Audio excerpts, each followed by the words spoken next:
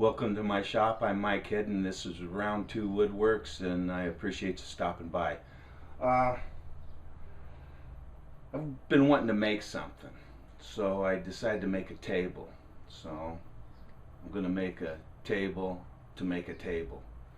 Now, if Christine was still alive, she'd say, "What are you doing that for?" I said, "Well, you always make something to practice for the next thing."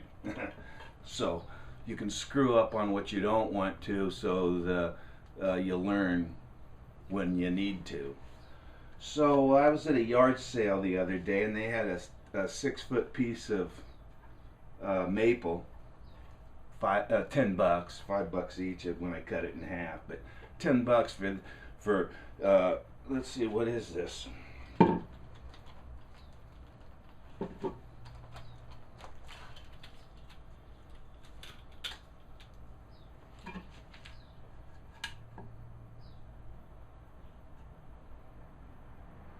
Well, the thickness is a hair over a blur. It's exactly 4/4. 4/4 on this one, and it's about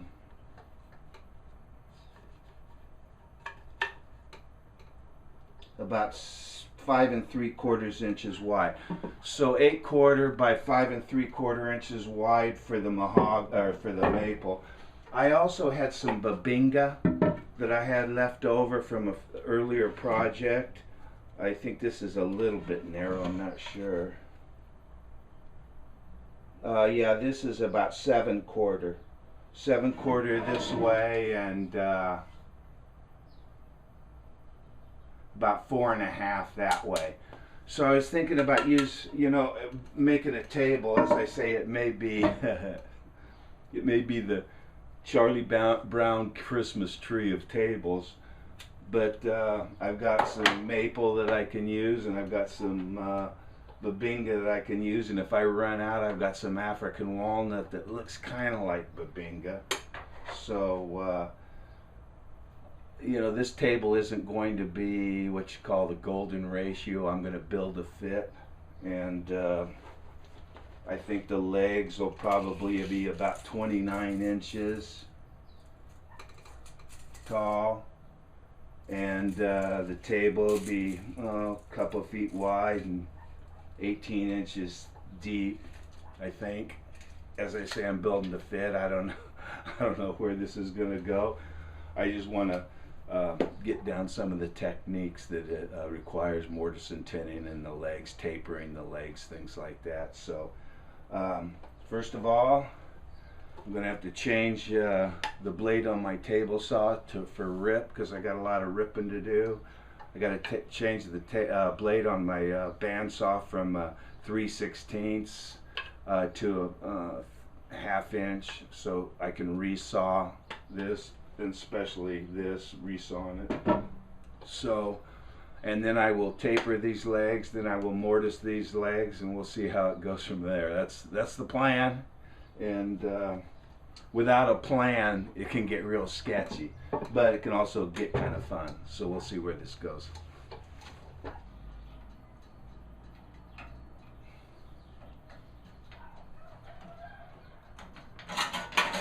Okay. Before we get to any resawing, I've got to change the blade from this 3/16 inch to a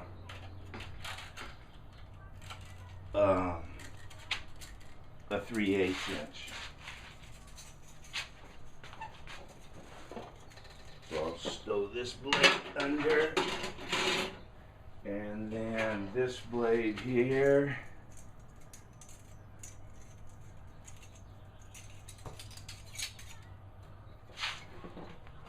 put right on. Now this is a Harbor Freight bandsaw, and it's a cheap bandsaw. There's no two ways about it. But in the end, it spins a blade round and round. So if you true it up, it works. It works. I mean, if you're used to using a jigsaw, this is like a jet airplane. So let's get on this thing. You know, as I was saying, to make a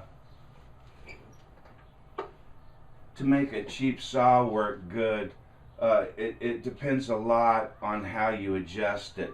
Now there's a guy over on the internet, Snodgrass from Carter Tool, and he goes through the whole step. And I mean, if you do it his way, you can get some pretty darn good performance out of this. His way makes sense to me, and I tried it, and it's worked good. And just to give you a couple of quick points on what it is. First, you have to tighten the blade, and you don't. He says the best way to do it is just tap it. You know, and if it goes about 1/8 of an inch, 1/16 of an inch to 1/8 of an inch, that's tight. Like right there is good. The second thing you want to do is you want to get the gullet, the valley of the teeth, dead center in your top wheel. And one thing that freaked me out that he cleared up was the bottom wheel. If it's on the top wheel in dead center, it won't be on the bottom wheel dead center. And I was under the impression these had to be perfect coplanars, and that's not the case. So once you get it tightened, once you get the gullet running good, then the next thing to do is adjust your cold blocks. Now, your cold blocks, what they do, they need to be about a 1/16 inch behind the gullet, behind the deepest part of the gullet, about a 1/16 inch. And why that is, you don't want those cool blocks to hit the side of the teeth, or you'll take the set out of the teeth, and then you'll really have drift. Okay, so this looks good right here, about a 1/16 of an inch back on both sides. This might need to go just a titch farther back. Okay, I've got these set so the cool blocks are about a 1/16 inch behind the gullet. Okay, now I'm going to loosen this wheel. Okay, I've got this little saw to where the blade gullet is running dead center into the top tire. When it comes down to the cool blocks, I've got the cool blocks about a 1/16 inch behind the gullet, so it won't take the set out of the teeth. I've got the cool blocks, the blade's not touching either one of the cool blocks. There's a little tiny gap in there, not much. Get as close as you can without touching the blade. And then the thrust washers, when you run the blade, the thrust washers aren't moving, but if you run the blade and you put a little tension on, like you're pushing, the thrust washers will rotate. And that's exactly what, now all you got to do is square the bench, and this little saw, as far as just cutting, will, you know, what they say, when it comes to a saw cutting, it's all in the blade. If you got a bad blade and a good saw, it's still a bad saw. So you can have a good blade and make a cheap saw a little better. So let's get to cutting those table legs and aprons and see where it goes from here.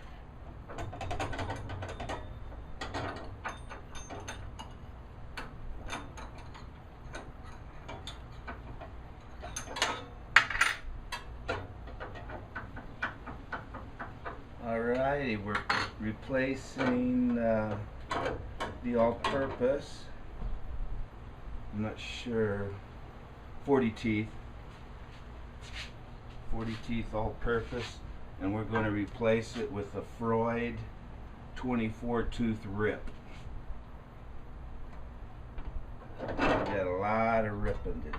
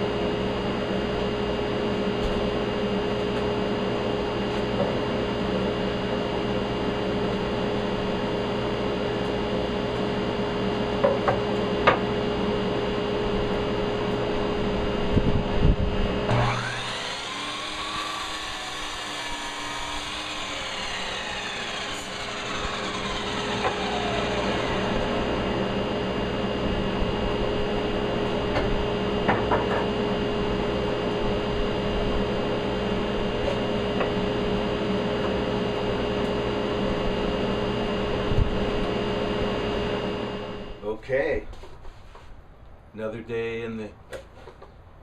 warm day in the shop. It's still 91 degrees and it's after 6 in the evening. So, but we're making progress on this unplanned table.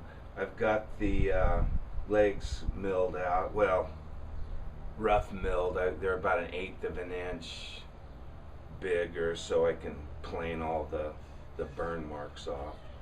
So, but before I taper these, I believe I better mark them and mortise them so they can lay flat. I don't want them to be tapered and throw off the angle.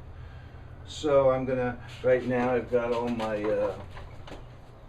got my markers out, ready for that. I've got my chisel out, and I've got my Rockler tapering jig ready to go. So before we get on this, I wanted to show you this tapering jig. Now the tapering jig has 2 adjustments for the miter. Okay, when I got that, it was here closer to this, so when I put it on my table saw on the right hand side, the blade was about 1/4 inch off, and it's supposed to be 0 tolerance. So I took it out, took the miter out and moved it back to this one where it is right now, and I started sawing, you know, put it in the miter and started sawing it, and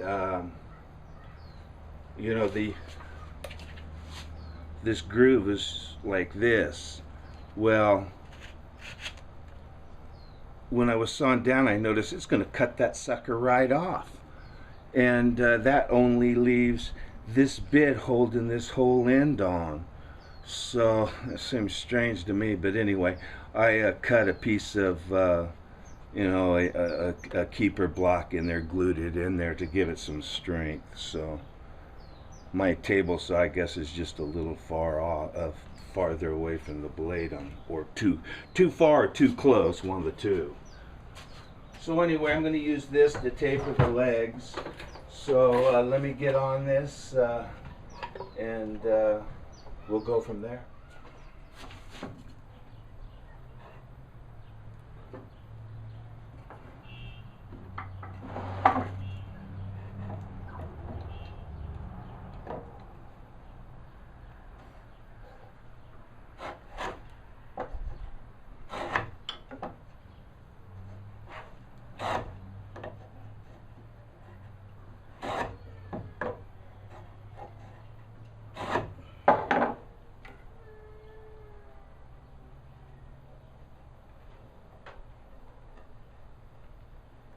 I do this so I can see better with even with my glasses.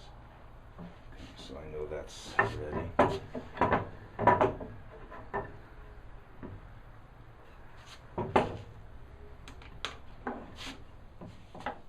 Okay, I've got all marked where the dados are gonna go, or the mortises are gonna go, and then I've got it marked off on where the taper is gonna go. So everything is marked. You know, left front, left rear, right rear. Hopefully I don't make too many mistakes. And then on the tapering jig, I've got it set up to where the blade comes right across here. It'll start cutting in there and then taper down to 1 inch. Now I think 1 inch will look good, the taper, so let's keep on plugging. All right, got it all set up in the mortiser. I've got the mortiser strapped down to the my workstation, and I've got the side lifts up there to stabilize the wood so it stays level and flat. And I think this is going to work out all right. So let me knock out these mortises, and we'll go from there.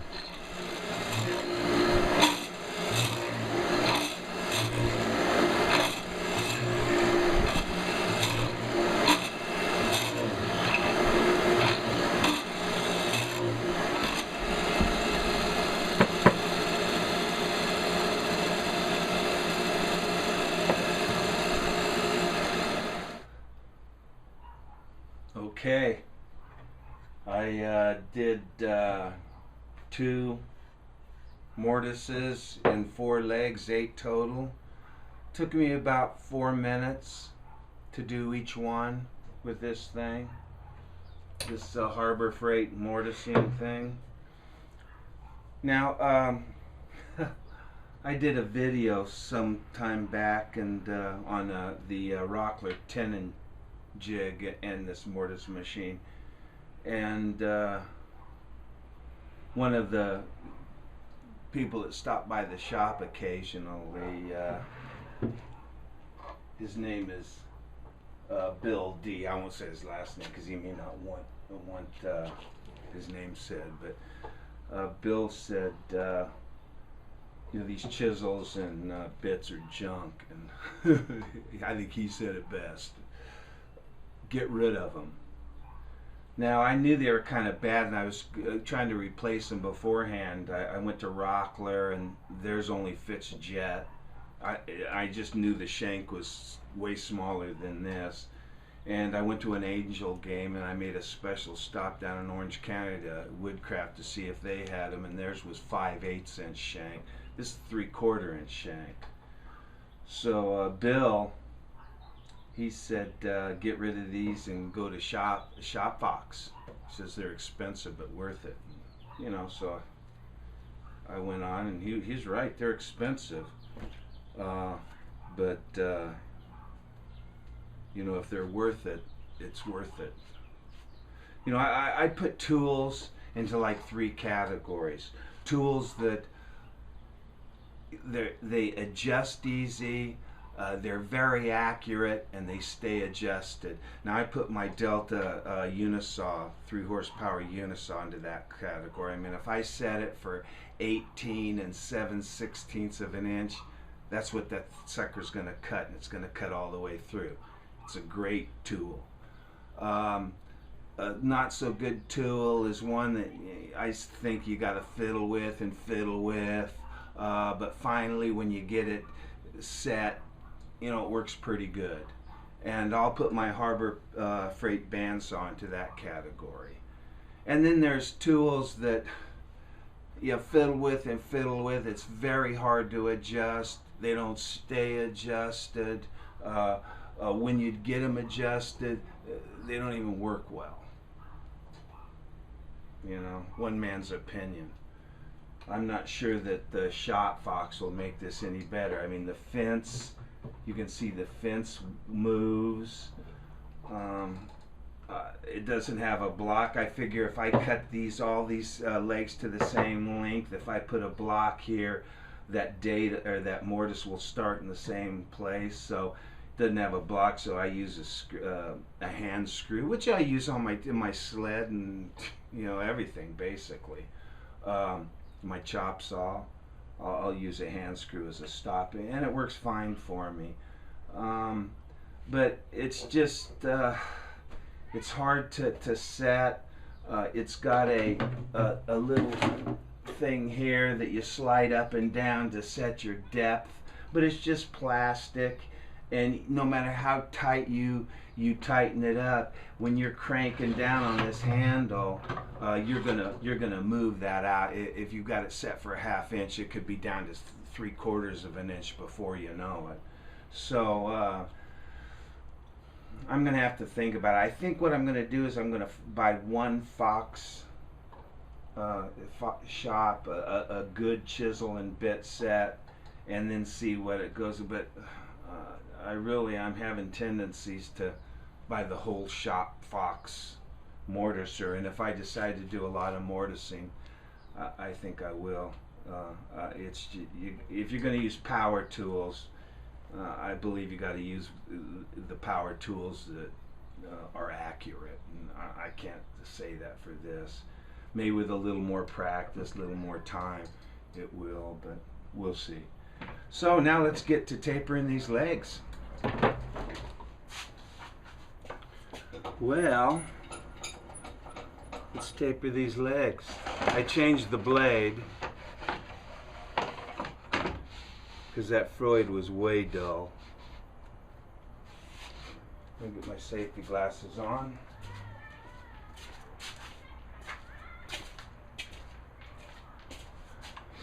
Let's see what this does.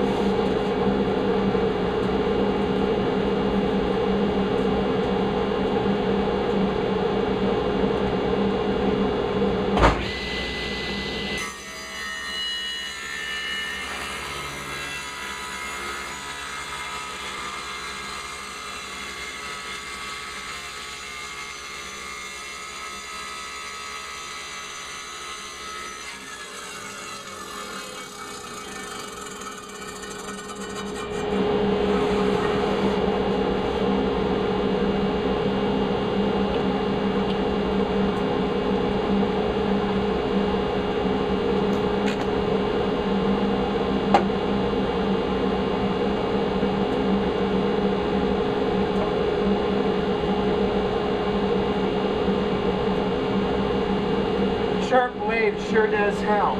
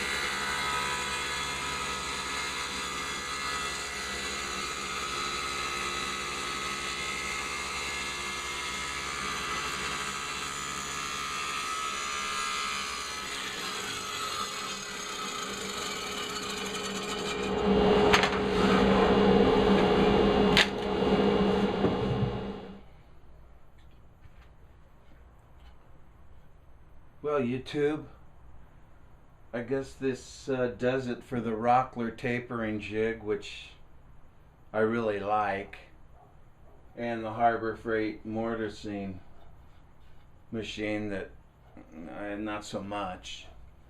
It doesn't do a bad job. The bottom is very rough. I'm going to get my router plane and my 71 and clean out that by hand just to make it smooth. Then I'll get my hand planes out and clean up these sides, and I think that the legs are ready for a table. So until next time, YouTube, I really do appreciate you stopping by. I really do. And until next time, be well and take care of yourself. Thanks again.